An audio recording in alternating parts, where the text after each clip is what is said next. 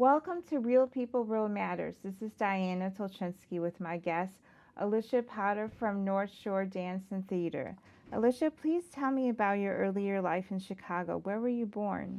I was born in Chicago, and we were there till I was about 3. And then my parents relocated to Park Ridge, and I grew up there. When I married in 1997, we ended up here in Glenview, and we've been here ever since. I've raised my 3 children here. They all went to the local schools, Glenbrook South. 2 are in college. My twin boys are in college, and my daughter is going to be a rising senior. And I taught in the Glenview schools. I taught at Westbrook, Hoffman, Lyon. I did a district position where I was at all of them. For years, I taught drama.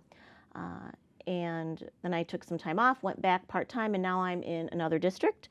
Currently, as I've been a school librarian, I've been a classroom teacher. Currently, I'm an ESL teacher. And then we have our North Shore Dance and Theater, which my mother and I started back in, well, we actually took over an existing studio called North Shore Dance. And it was in Skokie. It was the summer of 1993. And I want to say about 8 years in, we added the theater part. We are a nonprofit fine arts program. Yes. And we've just expanded. We started with dance, added theater, and we had a dance studio in Skokie for years. In the early 2000s, we actually closed that physical facility, and we just concentrated on the theater, which is run out of the Glenview United Methodist Church. We just have a shared space agreement with them. It's wonderful. They have so many programs there that are, open to the whole community, not just, you don't have to belong there you can be any background. And ours is one of them. And ours is for children, technically through high school, but, our high schools offer so much here. So we usually have kids through like 9th or 10th grade, but a lot of them come back. They want to be back with us. They come back to be CITs. They come, once they're 16, they come back as assistants, in that type of program, internships, summer work. We have summer camp. We have productions throughout the year. Please tell me about your mom. Was she a role model during her life? Yeah, she was.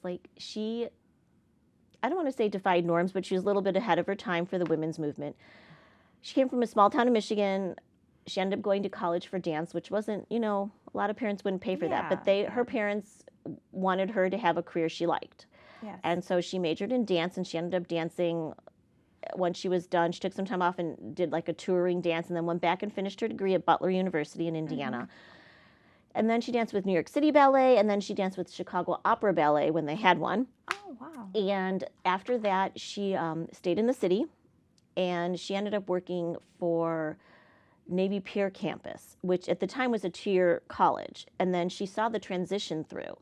Before Navy Pier was all built up, she used to walk that long thing down to their campus down there, and then she would walk back, Anyway, when they started transitioning and became University of Illinois at Chicago, I think that's right. The two get mixed up a lot. It's UIC. Yes. So she helped with that transition and was head of their dance department only for about a year or 2.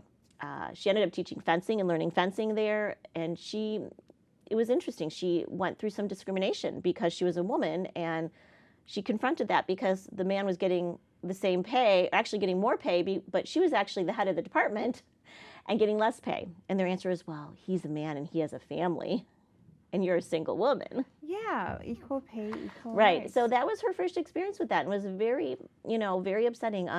Anyway, so she went on to be head of the department, but when I was born, back then, daycares weren't, it was 1970, daycares weren't around yet. That didn't happen more till the 80s.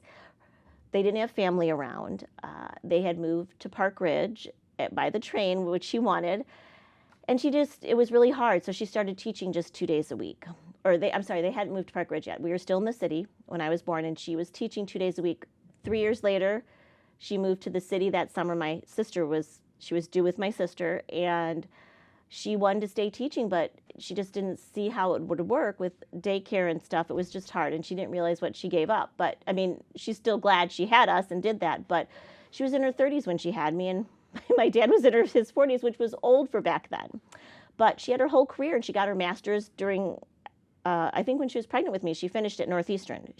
Her undergrad was in dance performance. At that time, you could get an education degree, too. I don't really understand how that worked, but she also had a teaching degree. And then she got her master's from Northeastern in theater performance and education at the time. So that helped in her background. And we then eventually, she, had children and stayed home, and she taught for Montessep, which was an adult education program. She subbed in the schools. She eventually worked in the schools in Park Ridge. And then her dream was always to have her own studio. So we bought an existing one, and we took that over, and then we just grew it from there. At one point, we had 350 dance students, huge recitals. And when we added the theater, and we performed, in Evanston, Morton Grove, we used theaters. Then we finally found a home, I'd say in the early 2000s, in Glenview here at the Glenview United Methodist Church. So we have a shared space agreement. We have a full stage. The chairs are set up, but, because it's used for other things, but we have space there, and it's worked out really great. And she's a total role model because she kind of defied norms and did what she wanted. And tell me, were you modeling or dancing around that time when you were in I grew up doing teens, 20s? Yeah, I grew up from probably in her belly because she was still teaching when she was pregnant with me. She went pretty far with us. And I danced all the time. I studied with Ruth Page, Gus Giordano, Joel Hall, but I did a lot of Ruth Page's Nutcrackers in my early years in the 70s and 80s. And I did a lot of modeling, a lot for just JCPenney catalog, just local stuff, but that was here in Chicago. And I did do some modeling and dancing over in Europe when I was in my teens. And I did a lot of community theater that I performed in when I was younger. And then I did choreograph and costume for a lot of them once I was in college and through with college. I went to Oakton first, got my associates, and then I went to Northern Illinois University, and then I got my master's from National Louis. So my undergrad's in education with minors in dance and drama education, and I'm certified in too many areas. I'm certified in middle school, language arts, theater, dance, social studies, ESL, and library for my state certificates, and my master's in curriculum and instruction with the fine arts emphasis. So all that helps. My mother had more of the performance end when we have the studio, and I have more of the educational end. So we had a really good blend as adults for that. And our studio at the time was one of the few places that accepted adults for point. We helped them build up if that was something they wanted to do. We had a lot of adult classes. Times have changed, obviously. So today, now we have the theater, and we only have that, and we share that space. And then we have an agreement with NABI, with is North Shore Elite Talent. We actually taught together at the Glenview Park District. I taught dance there, and I actually did their theater program before I had mine. So we have an agreement with her, and I teach some classes along with Annie, who's my theater partner. And actually, that's a really neat story. Oh, Annie, how did you meet? Yeah, Annie was 3 when she came to the dance studio, and I was her first teacher.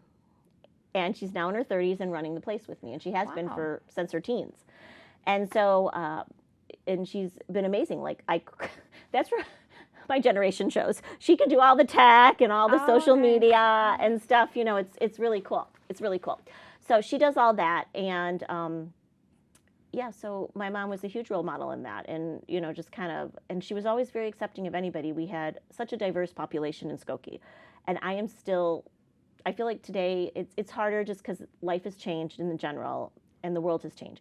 But I'm still friends with some of those people. I still keep in contact with them, and I hope it's okay. Can I go into our? Yes. Okay. Go ahead. So we're having our 30th anniversary. It's 30 years, and we're gonna celebrate in the fall with a big fundraiser and reunion October 5th. It's gonna be here in Glenview at the Glenview United Methodist Church on Harlem. And we're going to celebrate with a huge one, and we're still in the planning proceeds, but we're planning to have a web page dedicated to all our past people who have been any part of us, dance, theater, whatever part, if you worked in the office, whatever. Yeah. We want to know where you're at, little bio, story, picture, if you're comfortable. We're also going to have a dedication to my mother who passed away last year. Oh. So that's been really hard to fill her shoes, and so we're having a little dedication if you want to stand up and say something on the stage, if you want to sing, dance, act, whatever.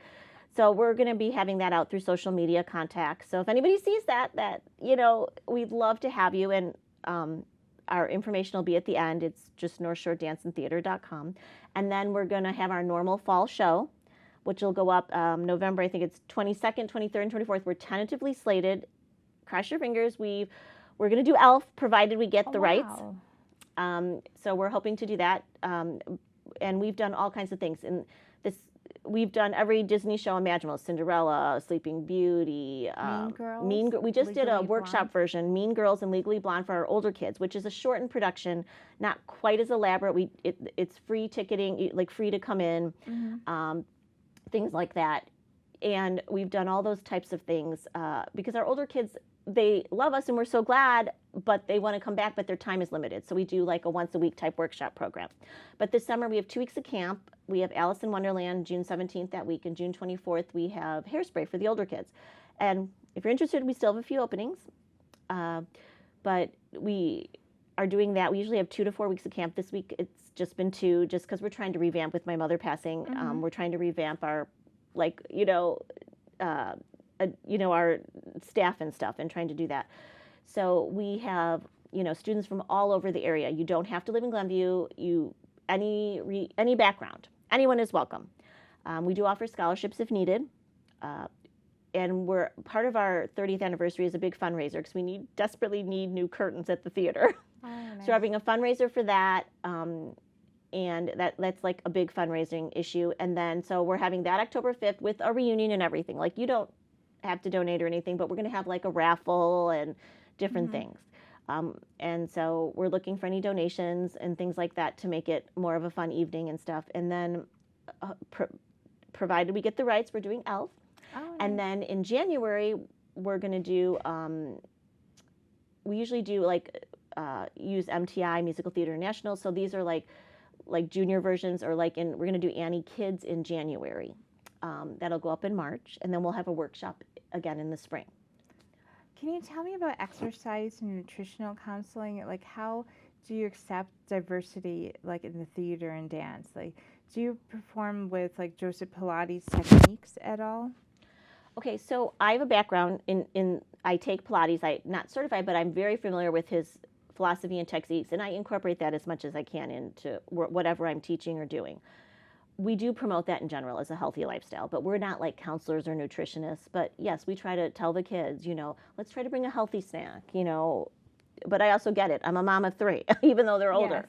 Yes. Like, sometimes all they want or all you have left. Yeah. But we try to promote a healthy lifestyle in general, and activity and that type of stuff. But inclusiveness, I feel like dance and theater has opened up a whole new world. It used to be so, but all body types, all people, heights, everything. Yes, it's more inclusive in general, and we try not to stereotype that. We try to pick who has the skills or can develop the skills for the part. I mean, we've had non-traditional Cinderellas and Little Mermaids and Daddy Warbucks, and we're very open. And we have something new that we're very proud of, if that's okay. Yes. We're very proud of going into. We have a student now that is in a wheelchair who's handicapped, and we've just started incorporating her this past winter into our shows. And if you show one of the clips, Stella is one of our students, and she attends Pleasant Ridge, I think it's Pleasant Ridge. And I actually used to teach with one of her teachers, and the parents are great. We're working with them. The church has been wonderful. They're going to build up a ramp for us. We're trying to work with ways we can incorporate that. So we're open to that. We're open to, non-binary. We're open to pretty much everything. Everybody is welcome. And I feel like we're also trying to get more of we have a CIT program, like in a stage squad. If you're not interested on stage, behind the scenes. Behind the scenes. How important is for kids and like young adults to be responsible for like dance, and then like even theater management? Like, what type of skills do they learn afterward? Oh my gosh, there's so many. And you don't have to go on with theater, but they learn communication, teamwork, being on time for something, having deadlines, learning to work together. I feel like a lot of, not on purpose, it's no one's fault, it's the world, but a lot of our creativity is kids are scheduled today or they're on screens. I'm like, here's what I need you to do. Here are the tools, figure it out. I feel like they don't get a lot of that, a lot of that freedom. Like when we were kids, I feel like, we had to figure things out. We built forts, we did this. We had to be more, I don't know if creative's the right word, but we had to be more creative. So it gives them stage presentation. You have to get up in school, college, or in your work later on, give a presentation. So many people have come back and told me, even my own sister, who's more behind the scenes, says, oh my gosh, she worked for Panasonic for years. I had to give presentations and it really helped me. Oh, great. And then do you have any tips for family members or actually parents? Like, when do you encourage them to start like having classes, and then when do you actually say that like you have to be responsible as a fine artist or performance theater for your own education and for your own, I guess, career? How do you support them? Well, if they show an interest when they're little, put them in fun stuff, the parent and me classes, the creative movement, and then as they continue to show that interest, start them. They need ballet. It's a foundation. I know everybody hates it. Boys, girls, doesn't matter, whatever you are. You need that foundation desperately. You can see it in some of our clips that hopefully maybe they'll be part of this. Yes. The girl that plays the Scarecrow is doing the Carnegie Mellon. The other one that plays Dorothy does a lot of blue. I can't think of the name. It's the famous camps in Michigan for. She plays the violin, and they have art, singing and dancing and stuff. She goes to those camps. The other girl that did the Northwestern one, she started later. But if not, if you don't get them in stuff, get them in as soon as they show that interest. By middle school, they should say, look, I really feel I need this. I need to take a dance. I'm not strong in that. I'm not strong in singing. I need a singing coach. And yes, it is costly. If you can provide that, that's wonderful. If not, look for scholarships. There's tons of them out there. The other thing is by high school, they need to take responsibility for it. Like, they need to be able to do that. And they need to get the extra training when they feel they need it. And parents, it's a toll on you. A lot of driving, a lot of late nights, a lot of tech weeks, which are every night. Yeah. And if you can provide that, that's wonderful. And like I said, don't let finances be a detour, because there's a lot of programs that offer scholarships or work exchange programs once they get older. And how does dance and theater help with cognitive development in young adults or even seniors? Oh my gosh, it's wonderful. We used to have a senior program way back when we had the studio, and now we don't. But anyway, it helps because you're constantly thinking. You're learning combinations. You have to put them out. Your body and mind has to work together to dance, to actually do it. Perform it, or just take a class and do it. So it helps that cognitive state keep going in all ages. But it also helps with your, just that whole thing. It helps because your mind, how they tell seniors especially to do brain puzzles and keep your mind active. Yes. So my mother at one point, she was having trouble walking so much, so she was doing chair tap. Oh, nice. And we actually taught a class years ago on that, and she did, chair tap and stuff. So I know we have to wrap up, but you can still move in a chair if you can't walk as a senior. And for young people, it's very important because it's teaching how to make the brain and body connect. Nice. And that's usually huge. Like discipline, and then repetitive thought. The repetitive, or a lot of auditions, when you keep taking classes and the teacher throws a combination at you, 5, 6, 7, 8, 12 counts of a ball change, 2 arabesque, then a jeté leap. Okay, you have to learn that. You have to put it to memory and do it. So it's also on-the-spot thinking. You have to build that base of those steps, the dance steps. You also have to build your acting base. Okay, you have to build your singing base. For acting, monologues are individual things, or improv is wonderful. I've also worked on and off a little bit with Kim Hiller of the Laughing Academy, which I'm sure people have heard of here in Glenview. And that's improv, and that's a huge part of it too. And then for professionals who look back, how did theater help with their presentation skills, I guess their self-confidence, for young men and for young women going to the professional world? How does that rigorous training help them to be anybody when they get old? Or professional studies? It helps all of them in any way, because you have to stand up in front of an audience. You have to present yourself. And I'm talking a little fast because I know we have time, but it helps with that timing of not saying da da da, and it helps with, do you stand in one place when you're giving a presentation? Posture, yes. Posture, but also maybe you could get up and walk a little. Body movement. Body movement. Inflection of your voice. Articulation. Yes, articulation. Thank you. That's a better word for it. So all of those things help. It helps everything. It helped many people of our students come back and tell me that, I really don't go on stage anymore, Miss Alisha or Mrs. Potter, whatever they're used to calling me. But it really helps when I have to stand up in class and give a presentation. Yeah. We've had a lot of students come back and tell us that. And it's so wonderful to hear. Like when we perform at the library, in the past we've done that. We've performed at Street Fest. We've done the 4th of July parades. And I've had kids come up to us when I'm walking in the parade and remember me, And just that connection is amazing. I will run into people in stores, in restaurants, and they'll be like, are you Mrs. Potter? Did I have you at Westbrook? Or I was at North Shore. I did the dance. I did this theater thing with you. And it made me feel old, but it's very endearing. Nice. How did it help you actually with classroom management and child's, I guess, psychological development, like using your skills as a theater and a dance performance, and actually as a fine artist? Oh my gosh, it helps in so many ways as a teacher. Some teachers are very introverted. I'm not. I'm extroverted, Yes. but I feel like you're putting on a show, especially for certain ages, all ages. And it helps me because I use different techniques. I use different articulations. I use a lot of theater things. Currently with ESL and when I taught library, I use a lot of picture cards. We do a lot of reacting, telling, gestures, actions. It completely helps because it helps you give different creative ways to engage those children. Even when I taught for the university classes for St. Xavier Adjunct, I was teaching classes on that for other teachers, and that was a lot of them said those skills really helped because they hadn't had that training when they were younger or even as a young adult. And are you an EL teacher? Currently, I am. Yes. Yes. And where is your theater located at? Well, our theater here is at 727 Harlem. It's out of Glenview United Methodist Church. We'd love to have you join us for anything or just come see a show. And like I said, we're having the 2 summer weeks of camp in October 5th. And then our big fundraiser, look for things on the webpage. We're on social media, Instagram, Twitter, all that stuff. Snapchat, that's Annie's department. Facebook. And what is happening next year in January? Well, in January, we're going to do Annie. In October, we do the fundraiser. And November, we do our show. Right before Thanksgiving weekend, we do our show. But October 5th is our fundraiser. In January, we'll have sign up. Oh, that's the other thing. Everybody signs up. Everybody gets part. You audition within, but anybody can sign up. Any level, any age that fits into the group. How do you like the Glenview area, just being a resident and just being like a family member of kids? We love it. Sorry, Yes. but we love it. I was here before the naval base when it was here. Yes. And I've seen a lot of changes, mostly good. But, it's hard too because we miss some of the old stuff. But progress and change is part of life.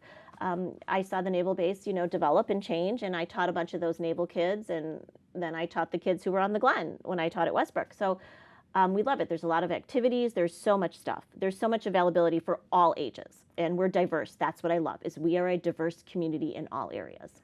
Alisha, tell me how did dance and theater change over the years, over the generations, I should say? Oh, that's a hard one. We've seen a lot of changes. There's a lot more studios. Mm-hmm. There's a lot more avenues and outreach for activity, physical activity. There's, more workouts. There's more like we have the Pilates group stuff. It was more geared towards dancer. There's just so many more ways to exercise, to be physically active today. There's also a lot more for adults. Our adult classes used to go gangbusters at night. Now I know the studios we work with, like here in Glenview and in the Park District too, a lot of those are during the day. They don't, do that. So you have other opportunities. Also, it's just the style of dance has changed, the costuming. We just, we have more of a family aspect to our business or our program. My mom and I started that. I worked in it. My sister, who's an engineer by trade, helped set everything up with the book stuff, and she did it for years.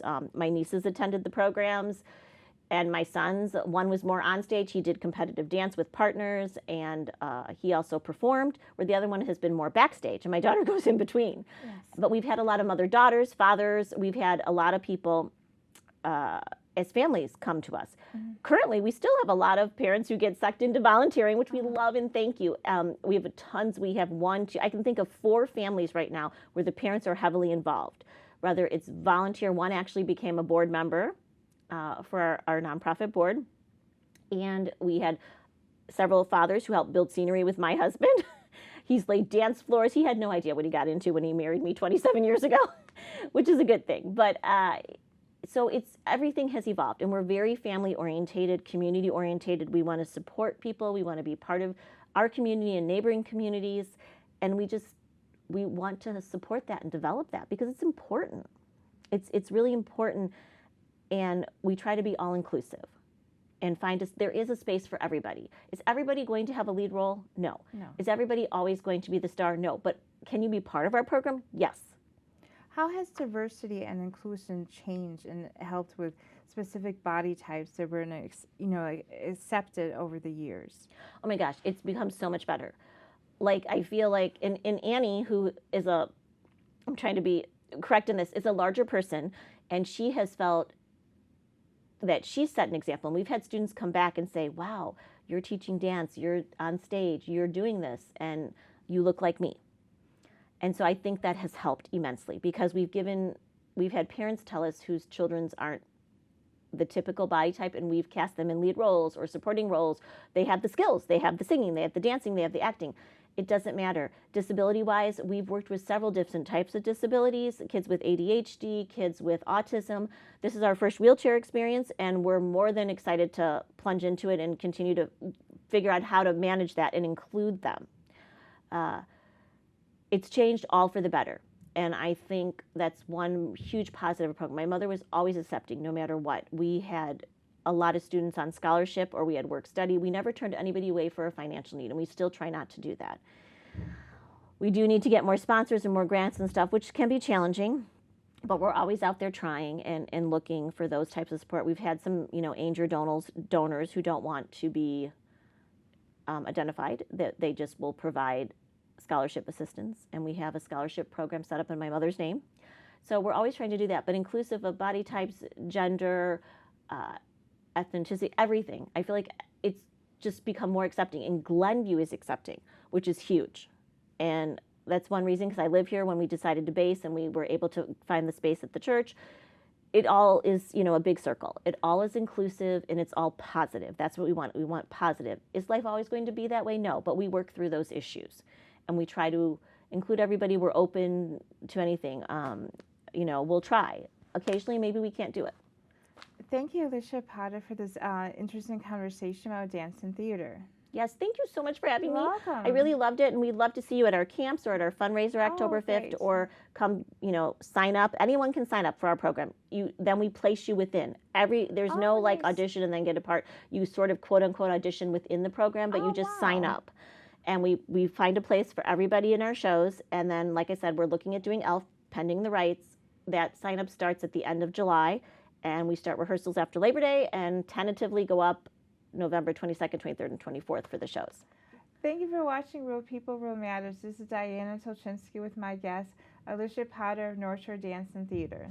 Thank you. Welcome.